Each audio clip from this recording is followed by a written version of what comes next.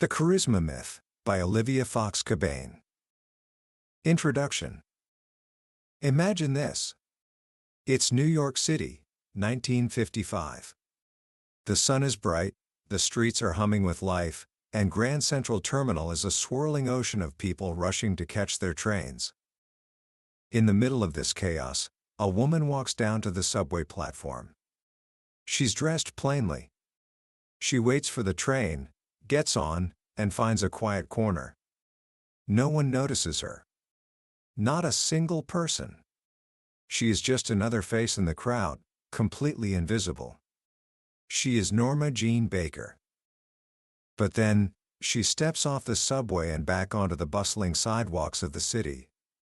She turns to the photographer with her and asks, with a playful look in her eye, "Do you want to see her?" And then, something shifts. She doesn't do much. She just fluffs her hair a bit, changes her posture.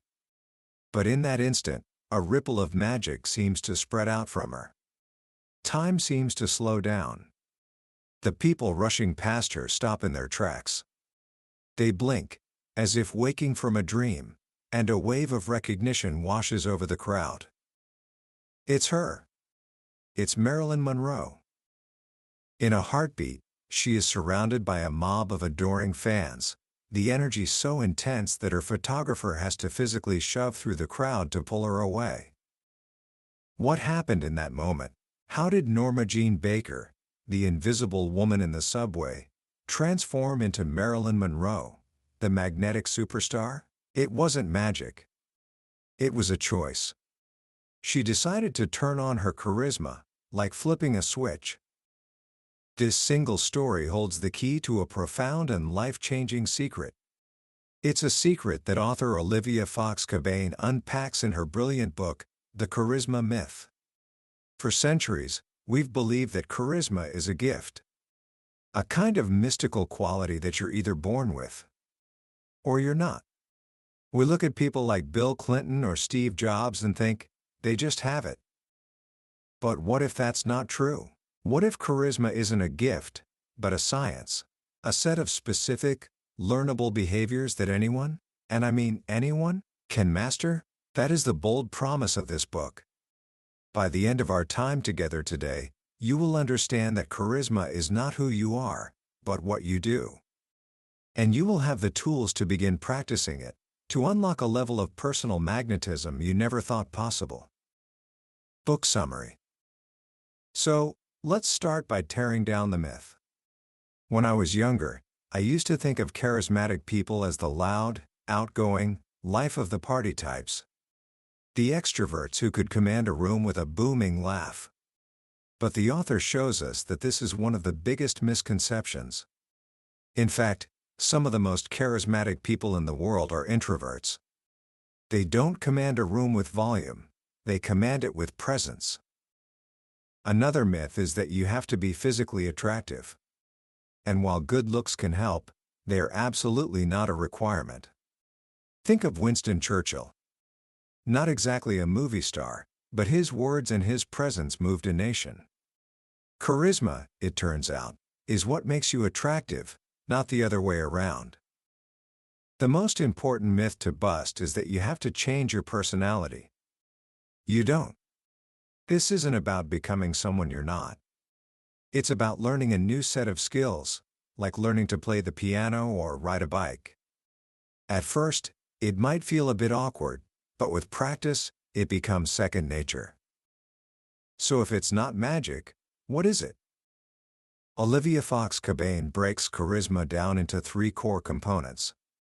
And if you remember anything from our conversation today, remember these 3 words: presence, power, and warmth. Let's start with presence, because it's the foundation for everything else. Have you ever been talking to someone, and you can just tell they aren't really listening?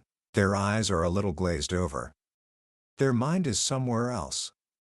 Maybe they're thinking about what they're going to say next, or what they need to pick up from the grocery store.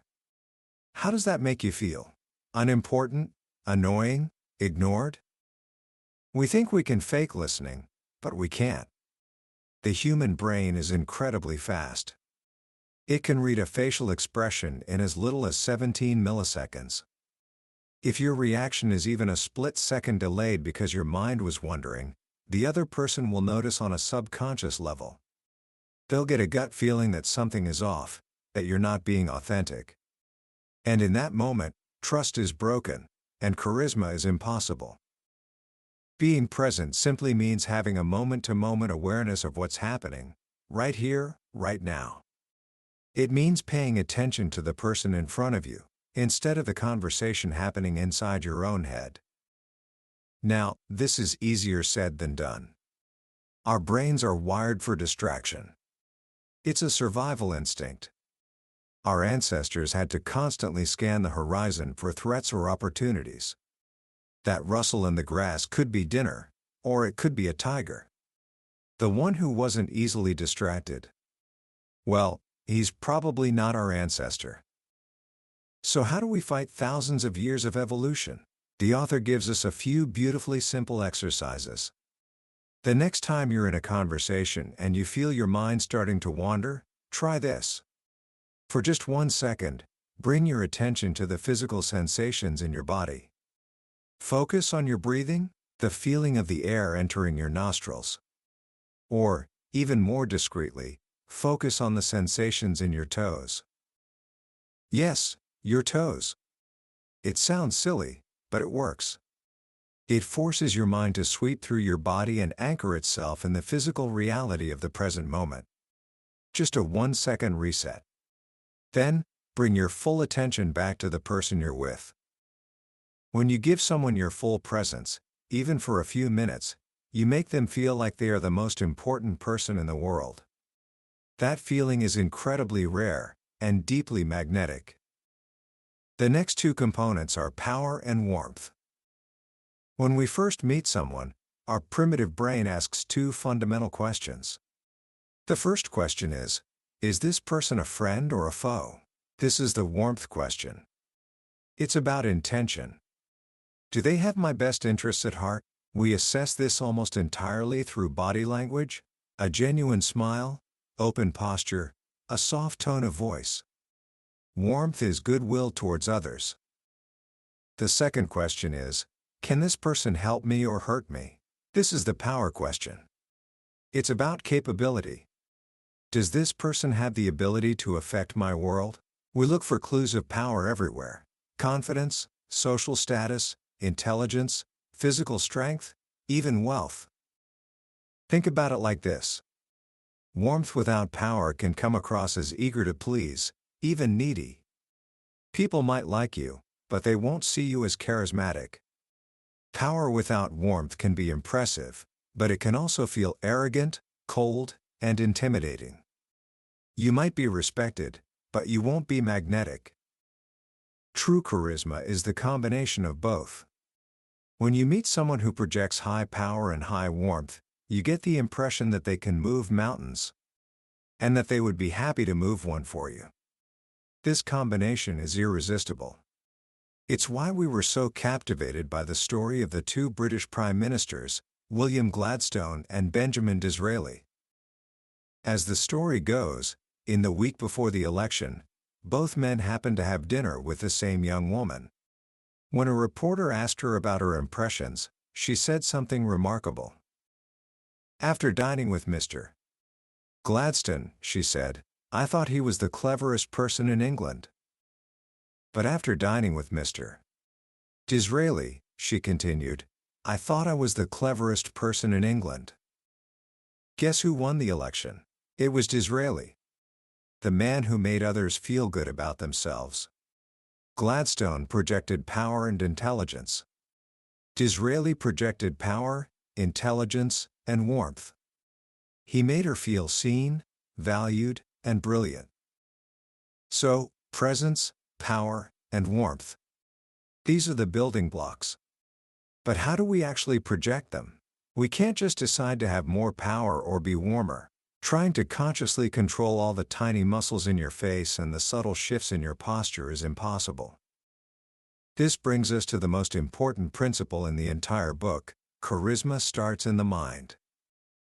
Your body language is a direct reflection of your internal state. Whatever you are thinking and feeling will show up, whether you like it or not. If you're feeling insecure, your posture will shrink. If you're feeling anxious, the tension will show around your eyes. And here is the secret key that unlocks everything. Your brain cannot tell the difference between imagination and reality. Have you ever felt your heart pound during a scary movie? You consciously know it's just actors on a screen. But your brain sees danger, and it floods your body with adrenaline. The physical reaction is real, even though the stimulus is imaginary. The author calls this the placebo effect on charisma. Whatever your mind believes, your body will manifest. If you can create a charismatic mental state, the right body language will flow out of you effortlessly and authentically. So, the first half of the journey to charisma isn't about learning what to do with your hands. It's about learning to manage your internal world. And to do that, we first have to face the obstacles that get in our way. The first obstacle is physical discomfort. Imagine you're in a critical business meeting, trying to project confidence. But you're wearing an itchy wool suit on a hot day. You start to fidget. You run a finger inside your collar. The person across from you doesn't know your suit is itchy. Their gut just tells them you look uncomfortable and tense. And they might misinterpret that tension as a lack of confidence in what you're saying. Hunger, cold, heat, an uncomfortable chair? Any of these things can hijack your mental resources and show up in your body language. The solution is simple: prevent, recognize, and remedy. Plan ahead. Choose comfortable clothes. Eat before an important meeting. If you feel discomfort arising, like the sun in your eyes, don't just suffer through it. Acknowledge it. Say, "Would you mind if we shifted a bit? The sun is right in my eyes." This prevents them from misinterpreting your squint as disapproval. But far more powerful than physical discomfort is mental discomfort. This is where the real work begins. The author identifies a few key culprits that destroy charisma: anxiety, dissatisfaction, self-criticism, and self-doubt. Think about anxiety, especially the kind that comes from uncertainty. Our brains hate uncertainty. They see it as an error message that needs to be fixed. We'd often rather get bad news than be left in suspense, because at least the bad news is certain. This discomfort with the unknown makes us anxious, and that anxiety leaks out through our body language, making us seem less present and less confident. So, what do? The author offers a beautiful technique called the responsibility transfer. Find a quiet moment, close your eyes, and take a few deep breaths. Now, imagine a benevolent, all-powerful entity. It could be God, the universe, fate, whatever feels right to you. Visualize lifting the weight of all your worries, the outcome of this meeting, this project, this relationship, off of your shoulders and placing it onto the shoulders of that entity. They're in charge now. Everything is taken care of. Your only job is to do your best and enjoy the journey.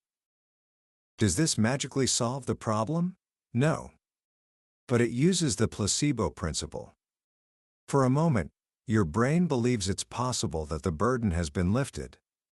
And in that moment, it sends a signal of relief through your body. Your shoulders relax, your breathing deepens, and the anxiety subsides. You've changed your internal state, and your body language follows. Another charisma killer is self-criticism. That little voice in your head that tells you you're not good enough, that you just said something stupid, that you're going to fail. When that voice attacks, your brain perceives it as a real threat. It goes into fight or flight mode. It releases stress hormones like cortisol and adrenaline. Your higher cognitive functions, the smart, creative parts of your brain, start to shut down. You can't think clearly. And the tension flashes across your face in a micro-expression. The person you're talking to sees it, and assumes it's a reaction to them. This leads to what's known as the imposter syndrome, the feeling that you're a fraud and you're just waiting to be found out. And here's a fascinating fact. The author reveals that over 70% of people have felt this way at some point. It's especially common among high achievers. Every year at Stanford Business School, 2/3 of the incoming class raise their hands when asked if they feel they are the one mistake the admissions committee made. You are not alone in this feeling.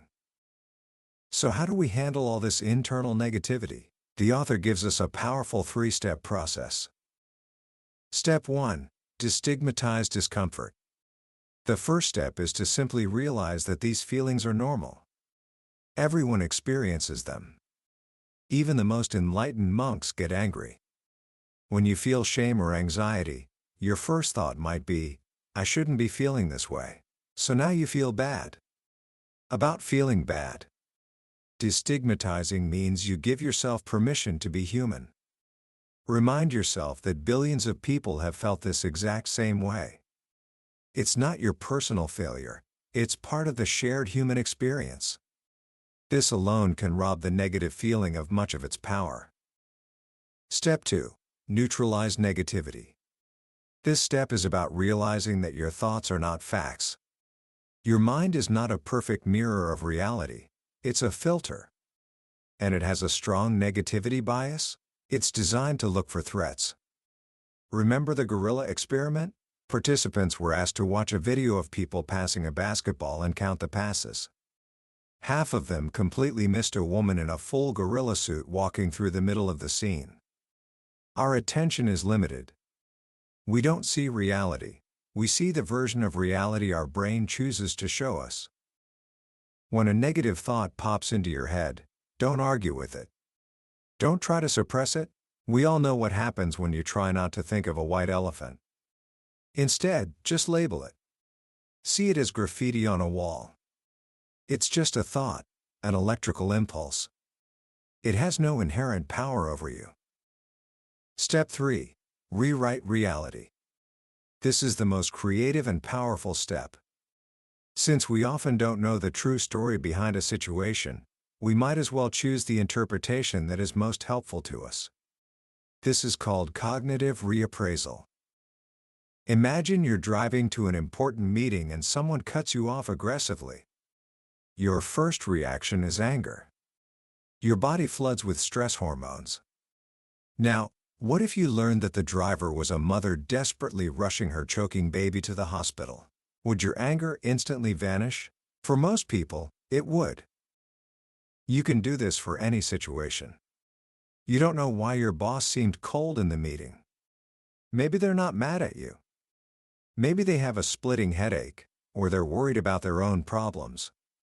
By choosing a more compassionate story, you change your emotional state, which protects you from stress and keeps your body language open and warm.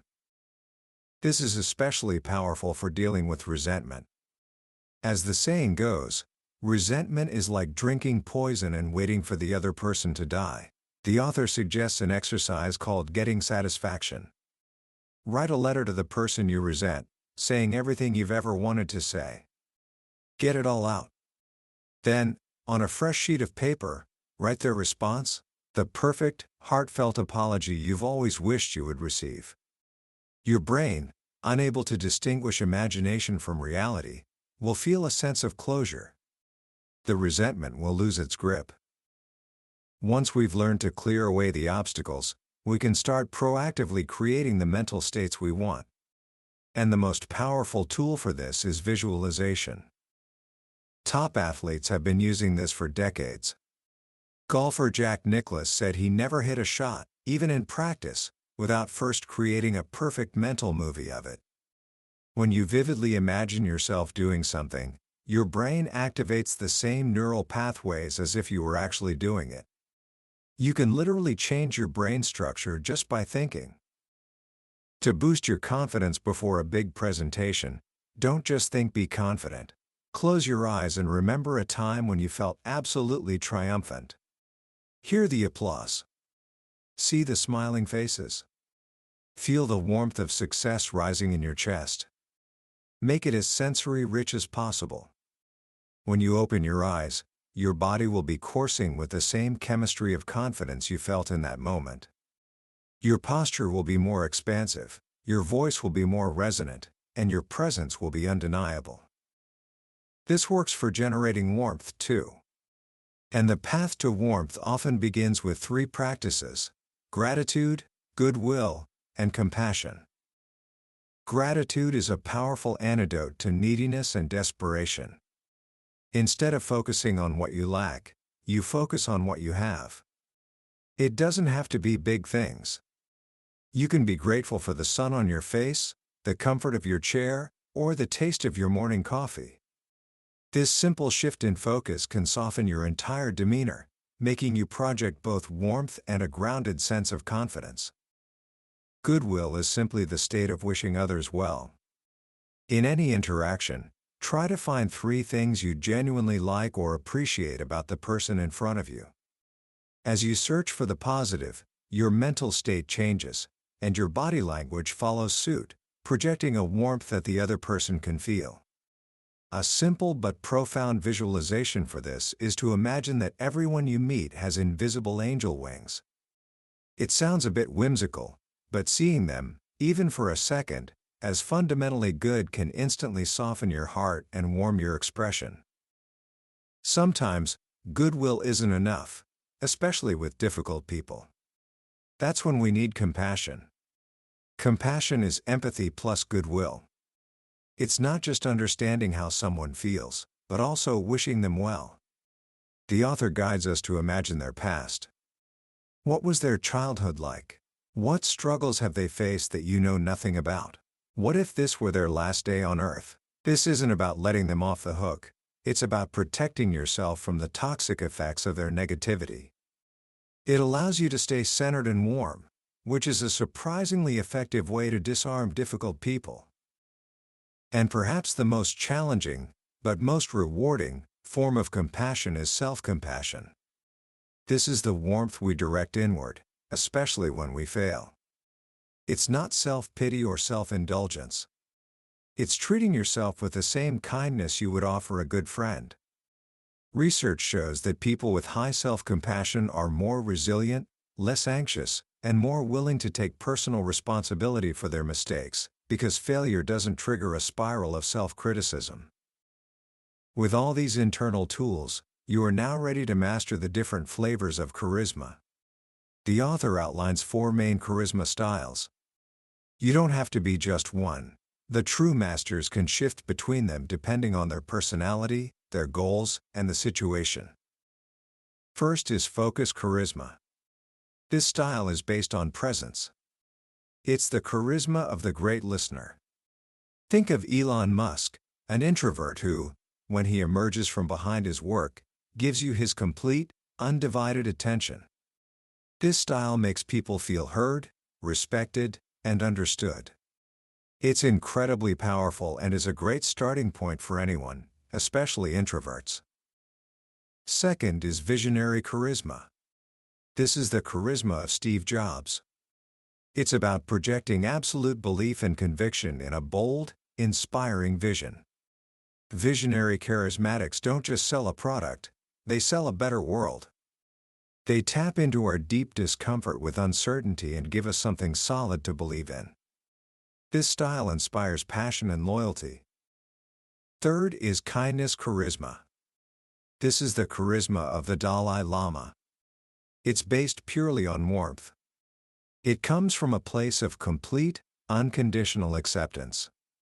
It makes people feel cherished, safe, and seen. This style creates deep emotional bonds and can be a powerful tool for connection and healing. Fourth is authority charisma. This is the charisma of Colin Powell. It's based on power, status, and confidence. People with authority charisma are listened to and obeyed.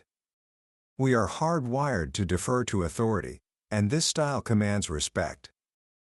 The key is to find the style that best fits your personality and then learn to sprinkle in elements of the others.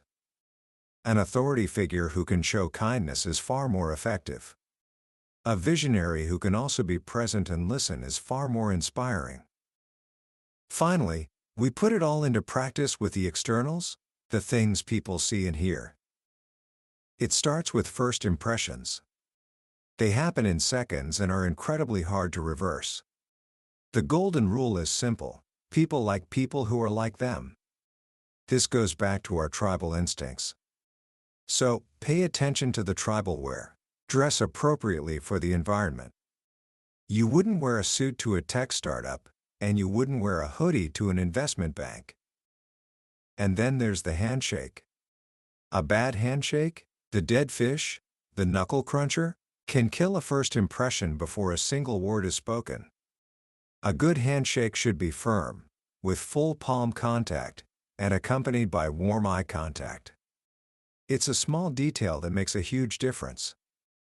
When it comes to conversation, the goal is not to impress them, but to let them impress you.